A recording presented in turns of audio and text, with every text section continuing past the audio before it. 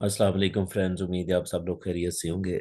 अच्छा फ्रेंड्स, आपने एक बड़ा इम्पोर्टेंट जुमला सुना होगा कई बार कि practice makes a man perfect. अच्छा, ये लोग इसके ऊपर अमल भी करते हैं, लेकिन प्रैक्टिस करने के ना एक ख़ास अप्रोच होती है कि आपने प्रैक्टिस कैसे करना तो फिर आपको फ़ायदा होता है। तो इस वीडियो में मैं आपको ये भी बताऊंगा कि जब आप प्रैक्टिस करते हैं तो प्रैक्टिस आपको परफेक्शन की तरफ कैसे लेके जाती है, इसके पीछे न्यूरो साइंस क्या है, और फिर आप प्रैक्टिस किस तरह करें तो आपको ज्यादा फायदा हो सकता है। ये दो चीजें मैं इस वीडियो में आपको बताने जा रहा हूँ। पहले तो ये है कि जब आप प्रैक्टिस करते हैं तो परफेक्ट कैसे बनते हैं। होता यह है कि आप जो भी कोई काम करते हैं, आपके ब्रेन के ऊपर उसका एक पाथवे बन जाता है। उसके ऊपर एक पाथवे बन जाता है। देखिए, पहली बात आपने ये समझनी है कि आपके ब्रेन की ये खूबी है कि आप इसको जितना इस्तेमाल करते हैं, इसकी इसकी डेवलपमेंट होती है, ये बढ़ता है। ये दुनिया में वाहिद चीज है, नेचर के अंदर वाहिद चीज है कि अगर आप जिसको इसको जितना इस्तेमाल करते हैं ब्रेन को, ये उतना ग्रो करता है। बल्कि मैं ग्रोथ का लफ्ज नहीं कहूंगा, डेवलप करता है। ग्रोथ का लफ्ज यूजुअली लार्ज लार्ज यानी कि साइज में बढ़ने को कहते हैं। डेवलपमेंट इसकी होती है। अब ये होती कैसे, आपको पता होना चाहिए कि आपके ब्रेन के अंदर छोटे छोटे सेल्स होते हैं जिसे हम न्यूरॉन्स कहते हैं, और ये बिलियंस में होता है। अब जब आप पैदा होते हैं तो बिलियन ऑफ न्यूरॉन्स आइसोलेटेड होते हैं, स्कैटर्ड होते हैं। इनके अंदर कनेक्शंस नहीं होते। इसीलिए जब आप किसी बच्चे को बात करते हैं तो आपको रिस्पॉन्ड नहीं करता। इवन उसको आप टच भी करें, उसको पेन भी बहुत कम फील होती, और सेंसेस भी बहुत कम काम करती हैं, क्योंकि आपको पता है कि सेंस डेवलप करने में ब्रेन का इंपॉर्टेंट रोल होता है। तो ब्रेन आपस में सेल्स जो आइसोलेटेड होते हैं, जिसकी वजह से कनेक्शंस नहीं बनते, और कनेक्शन ना बनने की वजह से आप में रिस्पॉन्स नहीं आता। जैसे जैसे आप ग्रो करते हैं, आप उस इन्वायरमेंट से आपका ब्रेन इंटरेक्ट करता है। जितना आप इंटरेक्ट करते हैं तो वो ब्रेन सेल क्लोज होना शुरू हो जाते हैं, कनेक्शन बनना शुरू हो जाते हैं। जैसे जैसे कनेक्शन बनते हैं, आपके अंदर जिस चीज का कनेक्शन बनेगा, आप वही काम ज्यादा परफॉर्म कर रहे होते हैं। यानी कि आप ऐसे समझ लें कि जो भी आप काम करते हैं उसका पीछे कनेक्शन बन जाता है। फर्ज करें, अगर आपने अरेबिक लैंग्वेज नहीं सीखी तो उसका कनेक्शन नहीं होगा, उसका कोई कनेक्शन नहीं बनेगा। अगर आपने इंग्लिश लैंग्वेज नहीं सीखी तो उसका कोई कनेक्शन, जो आप काम करते हैं उसका पीछे कनेक्शन होता है। अब फर्ज करें, एक काम अगर आप रिपीटेडली करते हैं, बार बार करते हैं, तो उसका कनेक्शन जो है वो इतना मजबूत होता जाता है, इतना स्ट्रांग होता जाता है कि वो ब्रेन आपको ऑटो पे चलाना शुरू कर देता है। ऑटो पे चलाना शुरू कर देता। फॉर एग्जाम्पल, मैं आपको यहाँ पे एक मिसाल देता हूँ। वो लोग जो गाड़ी चलाते हैं, जब आप गाड़ी चला रहे होते हैं तो सामने से कोई चीज आती है या कोई आदमी आता है, तो आप कभी डेलिबरेटली ये नहीं सोचते कि मैं ब्रेक लगा लूं। ब्रेक लग जाती है, क्योंकि ब्रेक लगाने का जो बिहेवियर है आपके माइंड में इतना उसका पाथवे बन चुका है कि वो आपके कंट्रोल में नहीं है। वो खुद ऑटो पे आप हो जाते हैं।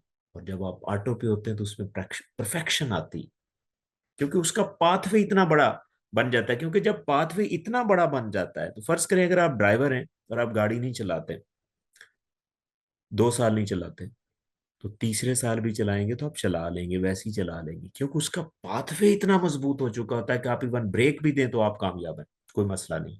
इसी तरह, और ज्यादातर आपका जो ब्रेन है उसको ज्यादा रिटेन करता है वो काम जिसमें कोई प्रोसीजर होता है, जिसमें जो आप इसको हम प्रोसीजरल मेमोरी भी कहते हैं।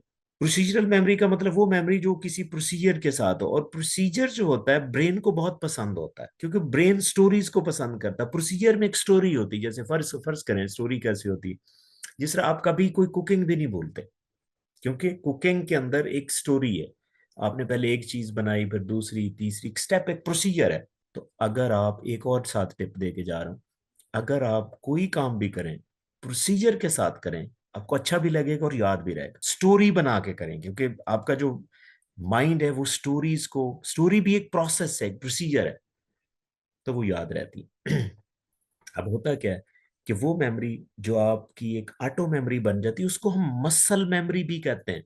अब वो नहीं भूलने वाली। इसको और स्ट्रांग बनाने के लिए मैं आपको अभी एक तरीका बताता हूँ। ये तो मैंने आपको बताया कि मेमोरी डेवलप कैसे होती है, और रेपिटेशन से आपकी परफेक्शन की तरफ कैसे जाते हैं, क्योंकि रेपिटेशन से आपका वो पाथवे जो है उस काम का स्ट्रांग होता रहता है। इतना स्ट्रांग हो जाता है कि आप ऑटो पे चले जाते हैं, आप फौरी काम कर रहे होते हैं। आपके हाथ ऐसे चल रहे होते हैं कि आप, यार ये कैसे बंदा इतना जल्दी काम कर सकता। जी, इसको रेपिटेशन कहते हैं।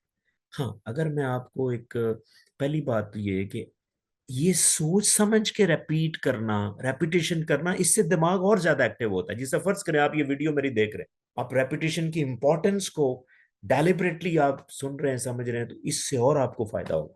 अगेन कितनी, यानी कि आपका माइंड कितना ब्यूटी ब्यूटी से काम करता है।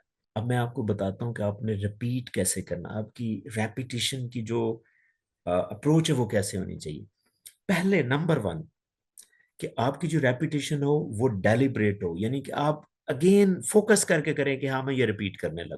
ठीक है, एक नियत के साथ, एक एक डेलिब्रेट कोशिश के साथ आप इस तरह करें, नंबर वन।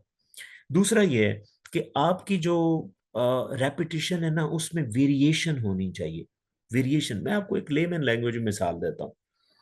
फॉर एग्जाम्पल, अगर आपने कभी क्रिकेटर्स को देखा हो, देखिए जब वो अपने मैच के लिए, प्रैक्टिस के लिए जाते हैं, तो सम टाइम वो क्रिकेट नहीं खेल रहे होते, फुटबॉल खेल रहे होते, रेस लगा रहे होते, दौड़ रहे होते, बैडमिंटन खेल रहे होते। तो ये क्यों खेलते हैं? देखें, अब आपने काम वही करना है कि आपने एक अच्छा एथलीट बनना है। कि आप फर्ज करें आपने बॉल को कैच करना है, अगर आपने 45 के एंगल पे करना है, यानी कि आपने बड़ा मुश्किल कैच लेना है, तो आपको एक एथलीट बनने की जरूरत है। तो वो आपको फुटबॉल भी दे सकता है। क्योंकि जब आप डिफरेंट चीज करेंगे ना, रेपिटेशन डिफरेंट स्टाइल में करेंगे, तो आपका ब्रेन और एक्टिव होगा, उसकी और कनेक्शन ज्यादा बने, क्योंकि आप ब्रेन को चैलेंज करेंगे। इसीलिए जो भी आप काम कर रहे हैं, जो भी आपका आउटपुट उससे मिल रहा है, वो आउटपुट अगर किसी और चीज से भी मिलता है तो आप वो भी काम करें। फॉर एग्जाम्पल, आप घर में किचन, आप शेफ है, आप वेजिटेबल्स काटते हैं, फर्ज करें आपकी सिर्फ ड्यूटी का आपने आपने खीरा काटना है सपोज, या आपने सैलड बनाना, तो आप सिर्फ खीरा ना काटें, गाजरें भी काटें।